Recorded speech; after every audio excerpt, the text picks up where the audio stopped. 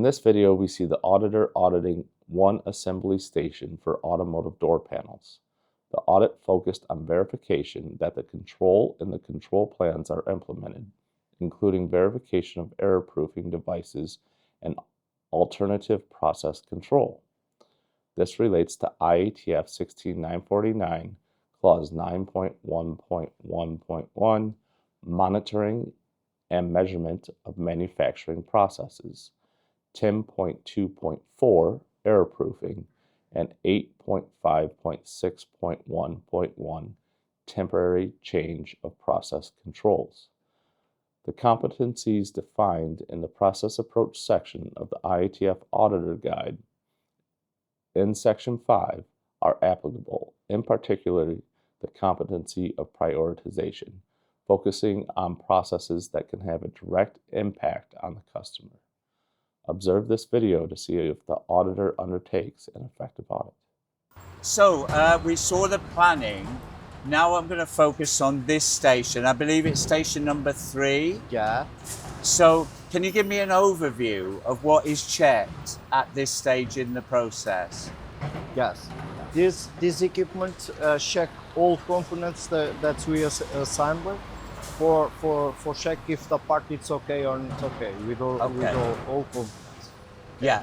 So it's checking the position and the placement of each of the components. Yes. Okay. That matches the control plan. How often do you test the error proofing in here? In the all starts of production. Okay. Right. Can we see the record of today's production? Yes, it's in the order production sheet. We have that reduced. Right. Okay. So we'll have a look at the record for that. Yes. So this is a good part now. Yes, this is a good part. So here we can see if all components are okay.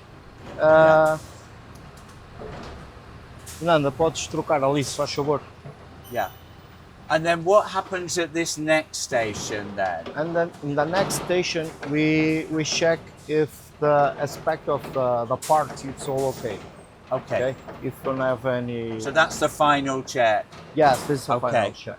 Which matches the control plan. This is a 2-step assembly process. We have to increase that protection film, okay, and check if the part is okay. So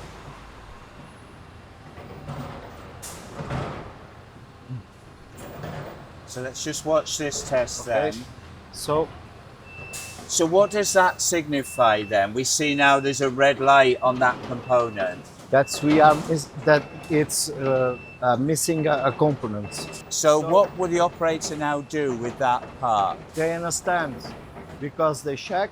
Okay. Yeah. Now they're going to identify the problem. Yeah. And where does that go? Put the part here, and the supervisor, when passed, will check what's the problem with the part. Right.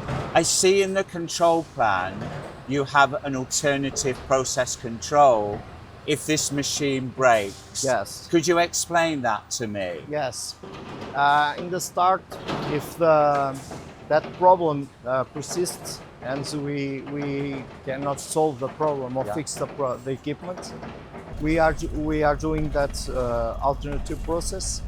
And what is the alternative control? How do they do that? We have a document that we describe what the operator must do. Yeah. Okay.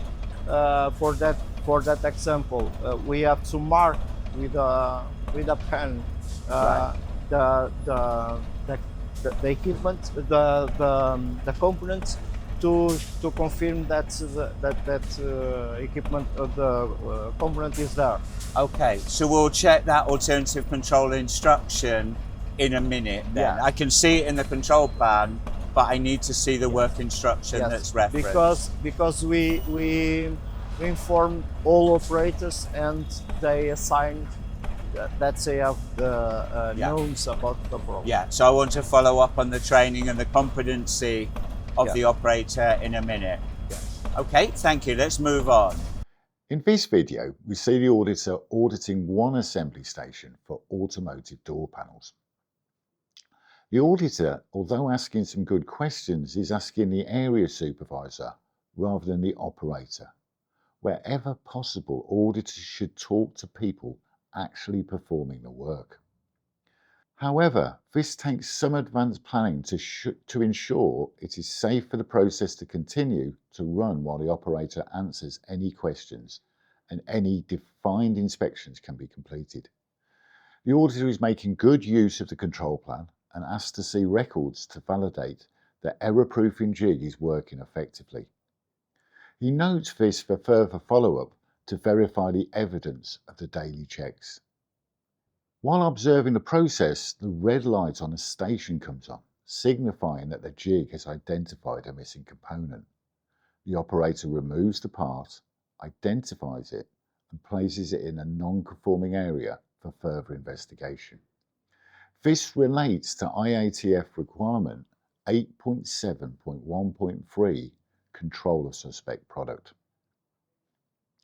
Finally, the auditor identifies that the control plan identifies an alternative process control if the inspection fixture is not working effectively.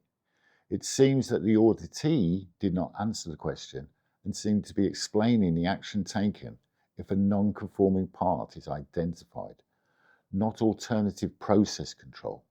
In cases like this, the auditor should further probe using alternative questions to test the auditee's understanding of the requirement and its effective application. Based on the audit, there are a number of audit trails for the auditor to follow, including verifying operator competency, disposition of suspect product, and records of error-proof invalidation.